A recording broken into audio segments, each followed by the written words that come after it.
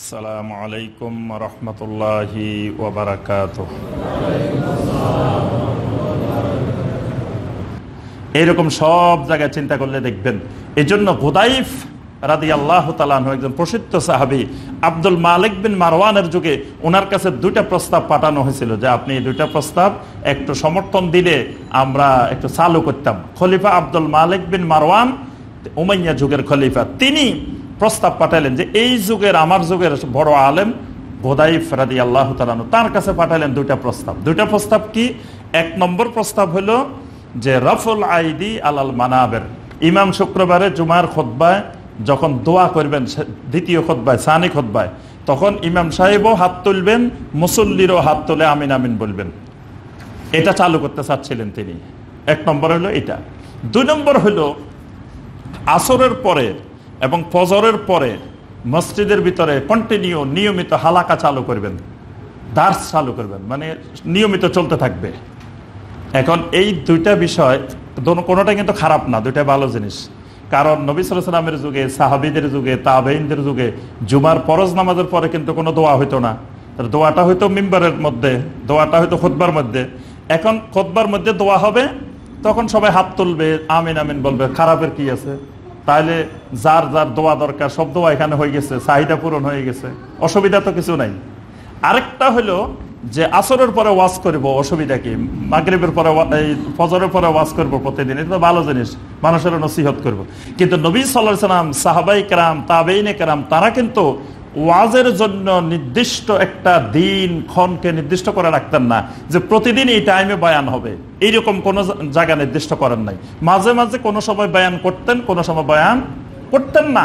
কিন্তু এটাকে উনি চাচ্ছিলেন কন্টিনিউ নিয়মে পরিণত করে ফেলতে, যে এটা প্রতিদিন এই বয়ান চলতে থাকবে। আজকে দেখবেন অনেক মসজিদে মাগরিবের আজানের পরে বয়ান হয়। বাংলাদেশের অনেক মসজিদে দেখবেন মাগরিবের আজান দিছে, এরপরে ইমাম সাহেব দাঁড়াই গেছে, প্রতিদিন বয়ান হয় 5 মিনিট 5 মিনিট। এটাও আরেক বেদাতি বয়ান, যে এটাও এইভাবে কন্টিনিউ নিয়মে পরিণত করা। নবী সাল্লাল্লাহু আলাইহি ওয়াসাল্লাম মাগরিবের আজান এবং ইকামতের মাঝখানে 2 রাকাত সুন্নত পড়ার জন্য বলছেন, এখানে কোনো বয়ান করার জন্য নির্দেশনা দেন নাই। কিন্তু এই 2 রাকাত সুন্নতকে উৎখাত করার জন্য আমাদের সম্মানিত কোন কোন ইমাম বাংলাদেশে দেখা যায়, ওই যাতে কেউ সুন্নত 2 রাকাত না পড়তে পারে এজন্য তারা বয়ান করার জন্য দাঁড়িয়ে যান। তো এইটাও আরেকটা বেদাত, মানে সুন্নত উৎখাত করার জন্য একটা বেদাত সেখানে চালু করা হয়েছে। এখন হুদাইফ রাদিয়াল্লাহু তাআলা আনহুর কাছে প্রস্তাব পাঠানো হলো যে এই দুইটার ব্যাপারে উনি কি বলেন।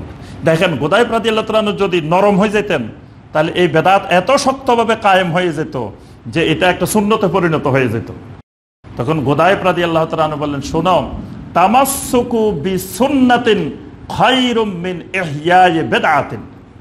তিনি বললেন যে আমি আল্লাহ রাসূল সাল্লাল্লাহু আলাইহি ওয়াসাল্লামকে বলতে শুনছি, একটা সুন্নতকে শক্ত করে আঁকড়িয়ে ধরে রাখা একটা বেদাত জিন্দা করার চাইতে অনেক গুণ উত্তম।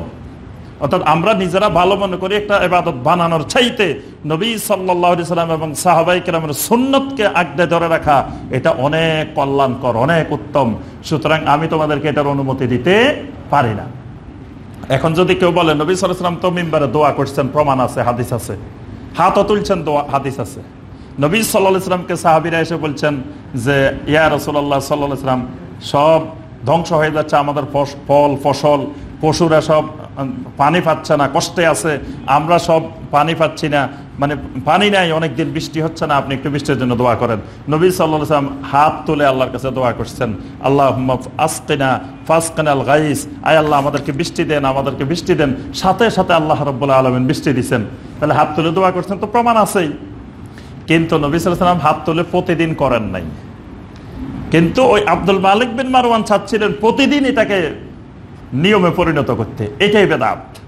অর্থাৎ নবী সাল্লাল্লাহু আলাইহি ওয়াসাল্লাম যেখানে করেছেন, যখন করেছেন, যেই পদ্ধতিতে করেছেন, এর বাহিরে ওই ভালো কাজটা করলেও হয়ে যায় বেদাত। আরেকটা হলো যে বয়ান নবী সাল্লাল্লাহু আলাইহি ওয়াসাল্লাম কোনো নির্দিষ্ট সময় নির্ধারণ করে দেন নাই, শুধু শুক্রবারের খুতবাটাকে বাধ্যতামূলক করা হয়েছে, এখানে বয়ান করা লাগবেই, খুতবাটাই বয়ান। কিন্তু এর বাহিরে অন্য কোনো সময় বয়ান করা, এই টাইমে বয়ান করা, এটাকে নিয়মিত করা হয় নাই।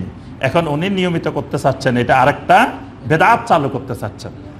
এই জন্য আমি যে কথাটা বলতেছিলাম সেটি হলো যে এই বেদাতের ব্যাপারে ওলামায়ে কেরামকে সোচ্চার থাকতে হয়।